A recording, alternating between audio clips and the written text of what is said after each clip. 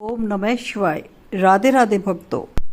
पौराणिक कथाओं के अनुसार श्रद्धा भक्ति के साथ अगर सावन सोमवार के व्रत किए जाएं, शिव जी की पूजा अर्चना की जाए तो हम मृत्यु को हराकर अपना जीवन आगे चला सकते हैं। प्राचीन समय की बात है, एक नगर में एक साहूकार था। वो बहुत अमीर था। उसके घर में धन धान्य की कोई कमी नहीं थी, परंतु संतान न होने के कारण वह अत्यंत दुखी रहता था।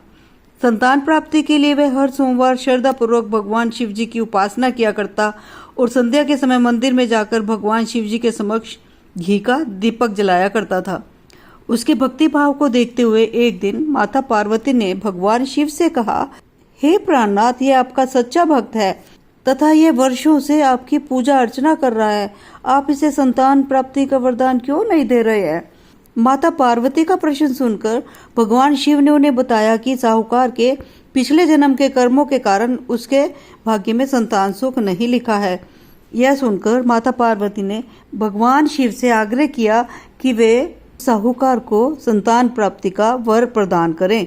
माता पार्वती के आग्रह के बाद भगवान भोलेनाथ ने ये बात मान ली और स्वप्न में उस साहूकार को दर्शन देकर संतान प्राप्ति का वरदान दिया। इसके साथ ही भगवान ने उसे यह भी बताया कि उसका पुत्र अल्पायु होगा और वह केवल 16 वर्ष की आयु तक ही जीवित रहेगा। साहूकार को इस बात की हार्दिक प्रसन्नता हुई कि उसके यहाँ संतान होगी, लेकिन वह संतान को कुछ समय बाद खोने के विचार से चिंतित हो गया।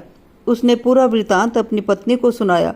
पुत्र की अल्पायु के बारे में सुनकर उसकी पत्नी भी अत्यंत दुखी हो गई। यह बात जानकर भी साहूकार ने अपने आराध्य की पूजा अर्चना जारी रखी। कुछ समय पश्चात उसकी पत्नी गर्भवती हो गई और उसने एक सुंदर से बालक को जन्म दिया। उन्होंने उस बालक का नाम अमर रखा। जब अमर 11 वर्ष का हुआ तो साहूकार ने उसे अपने मामा के साथ शिक्षा ग्रहण करने के लिए काशी भेज दिया।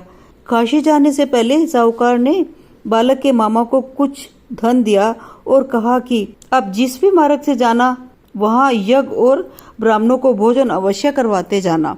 इसके बाद दोनों मामा भांजा काशी के लिए रवाना हो गए। यात्रा करते हुए बालक और उसके मामा एक राज्य में विश्राम के लिए रुके। वहां पर राजा की पुत्री का विवाह हो रहा था, परंतु जिस राजकुमार का विवाह राजकुमारी के साथ हो रहा था वह राजकुमार एक आंख से काना था और ये बात किसी को पता नहीं थी। राजकुमार के पिता को इस बात की चिंता थी कि अगर राजकुमारी को यह पता लग गया कि राजकुमार एक आंख से काना है तो वह शादी से मना कर देगी। इसलिए जब उसने साहूकार के पुत्र को देखा तो राजकुमार के पिता ने उससे राजकुमार की जगह शादी के मंडप में बैठ जाने का आग्रह किया। साथ ही उसने उस बालक से कहा कि वह विवाह के बाद इस भेद को किसी को भी ना बताए। उस राजा की बात मानकर दूल्हे की जगह अमर जाकर मंडप में बैठ गया। इस प्रकार राजकुमारी और अमर की शादी संपन्न हुई। विवाह के बाद बालक अपने मामा के साथ काशी पढ़ने के लिए प्रस्थान कर गया। काशी जाने से पहले उसने राजकुमारी को एक पत्र के माध्यम से सब कुछ बता दिया। साथ ही यह भी बताया कि जिस राजकुमार के साथ उसकी विवाह के बाद विदाई हो रही है वह राजकुमार एक आंख से काना है। सत्य बात जानकर राजकुमारी ने उस राजकुमार के साथ जाने से मना कर दिया। वहीं दूसरी ओर मामा भांजे काशी पहुंच गए। वहां कुछ वर्ष रहने के पश्चात जब यह बालक 16 वर्ष का हुआ तो मामा भांजे ने एक यज्ञ का आयोजन किया। यज्ञ के समापन के बाद उन्होंने ब्राह्मणों को भोजन भी करवाया और दान दक्षिणा भी दी। इसके पश्चात बालक की तबीयत खराब होने लगी। वह मूर्छित होकर जमीन पर गिर गया और उसकी मृत्यु हो गई।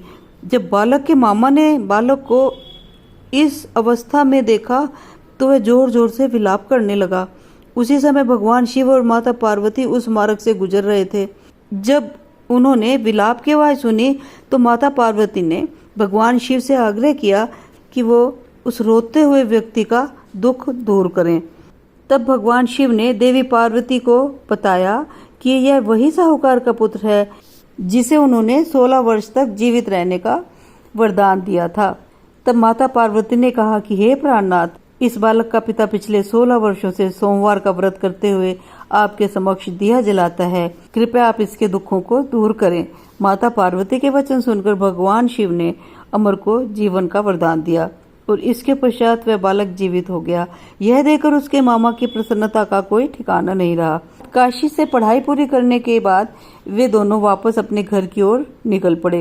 रास्ते में फिर वही नगर पड़ा जहां अमर का विवाह उस नगर की राजकुमारी के साथ हुआ था।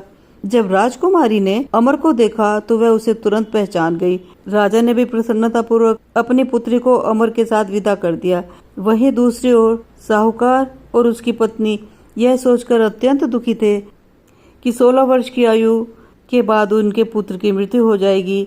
लेकिन जब उन्होंने देखा कि उनका पुत्र अपनी वधू के साथ सुरक्षित घर वापस लौट रहा है तो उनके सारे कष्ट दूर हो गए और उन्होंने प्रफुल्लित मन से उन दोनों का स्वागत सत्कार किया। इस प्रकार भगवान शिव की निरंतर आराधना से साहूकार को न केवल पुत्र की प्राप्ति हुई बल्कि उसके पुत्र को जीवन दान भी मिला। इस कथा का श्रवण करने से सभी मनुष्य पुण्य के भागीदार होते हैं। ओम नमो शिवाय।